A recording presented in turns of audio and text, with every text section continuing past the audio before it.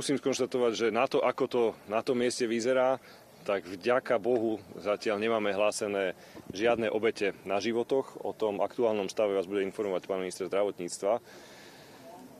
Ťažko sa hľadajú slova, myslím, že ide o veľkú tragédiu, ale dúfajme, že ten počet ľudí, ktorí jednak sú ťažko zranených, nebude stúpať, ale najmä, že to nebude mať na svedomí táto zrážka dvoch vlakov žiadne ľudské životy.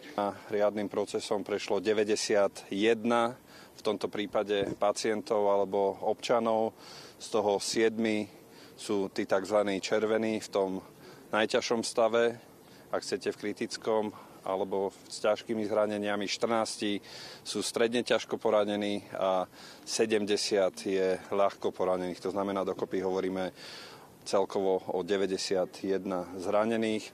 Je tu nejaký predpoklad, že nedošlo k systémovej chybe, ale k chybe človeka. Viacej ukáže vyšetrovanie priebehu v najbližších týždňoch.